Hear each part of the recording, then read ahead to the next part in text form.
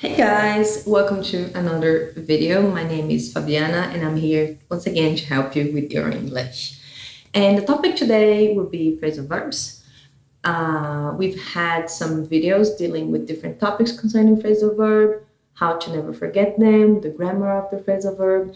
And today I'm actually going to help you recognize them, okay, and practice them a little bit more.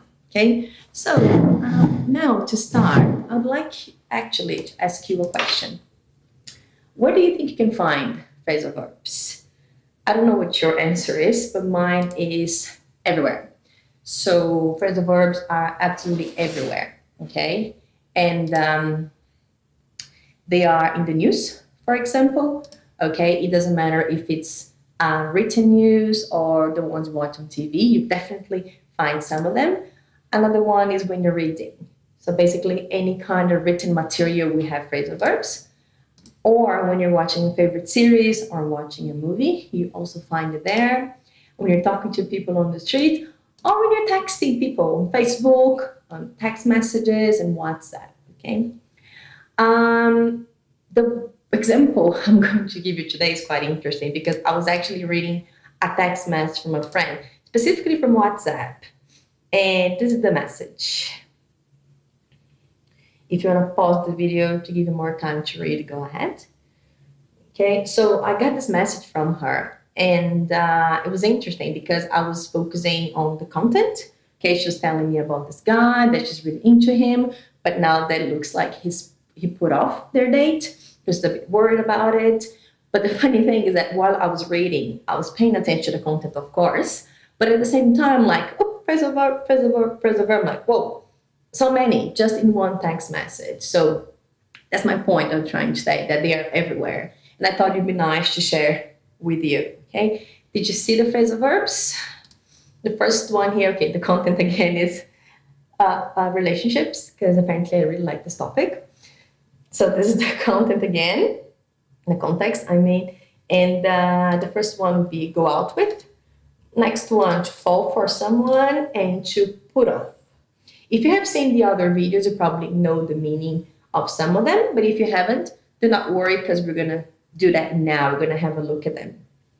So in my opinion, first thing, you look at something, you read, you get the meaning, and then you can look for things in it. In this case, I was looking for phrasal verbs. So let's explore a little bit. So the first thing, I would get the Cambridge Dictionary ready. And because sometimes, even if we think we know the meaning of things, also good to double check. So for example, go out with. If you have seen the other videos, you probably know what go out with means. And you're like, I kind of think it means to be with a person, okay, to do things together. So that's what I think it is. So you go over to Cambridge Dictionary and ta-da, that's exactly what it means. So it's like to see someone and do things together, and then you check, you know the meaning. Next one was to fall for someone, and I like that someone there because it shows you that he's actually talking about two people. So someone falls for someone else. So I like that. And maybe you think, fall for someone. If I think about the text message my friend sent me, it probably means that she likes the person. So probably love related. And then you go over to Cambridge and double check. And in this case, it means that. It's a phrasal verb that means you have romantic interest in someone. And then you check the meaning. Next one was to put off. So to put something off. I like that something there too, because it shows you that you put something off, right? When you're gonna make your sentence, you pay attention to that. And if you've seen our other videos, you know, or you probably, I think Fabiana told me that it means to delay, so you don't do it now, you do it later, and then we can go over to Cambridge Dictionary and double check. And that's exactly what it means, to delay, to do something after. And I think I mentioned this before in one of the other videos, but some people are a bit scared, okay, of using the dictionary, but I totally suggest you do because it's not as scary as you think. And for example, sometimes if you have a look at go out, for example, maybe the meaning is quite long, but we don't pay attention to all the meaning. We read it, but we look for keywords, small things that will help us remember it later. So for example, one thing that is important to remember, to check that it is a phrasal verb, and also go out with means just to be with a person. So that's an easier way to remember. If you think about fall for someone, okay, it means actually start having romantic feelings for the person.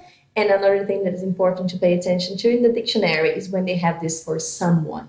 So you have to put someone's name in there, okay, a person in there. And same thing to put off. Look at how long the meaning for put off is. So it is a phrasal verb, okay? And it is just to delay. That's what it means. And another thing, we have the something in there. That's quite helpful too when you're trying to make sentences and use it in the future. Okay, so few things to remember. So that one there, what it is again, is to go out with a person. It is a type 4 phrasal verb because it has 3 parts, 3 words in it. So it always require a complement, okay, an object, something after it. So in this case, I'm going out with a very nice guy. Okay, so after we look at the meaning, we think about the grammar of the phrasal verb. That's how we should be studying it. Then the other one, okay, to fall for someone is to start having romantic feelings, and it's a type 2 because you fall for a person. In this case, I fell for John first time I saw him. Okay, and then the last one would be to put something off, which is type 3, okay, and it's separable. So we can put something off or put off something. It doesn't matter because it is separable. Okay, so just to recap, so when we are trying to study phrasal verbs, we can find them basically anywhere. Some students say, oh, I want to learn more phrasal verbs. What can I do? And I say, they are everywhere. Just keep your eyes open and pay attention. So the first thing, they're everywhere. Second thing, when you find them, go to Cambridge Dictionary. Third, look at the grammar. There's a video about that if you want to check it out later. And then practice, practice, practice. What takes me to the homework? So the homework today, so you should find a phrasal verb. Could be 1, could be 2. It doesn't matter. Even if it's just 1, just follow the steps. You find them, go over to the dictionary, check it's a phrasal verb, check the meaning, take your own notes, look at the grammar. The grammar basically, if you just look at the examples in the dictionary, that will help you too. And then make a sentence, okay? And even when you make the sentence, you can just type the sentence down here or leave a comment, okay? And if you like the video, just press like. If you have any other questions, just let me know, okay? Thank you again. See you next time.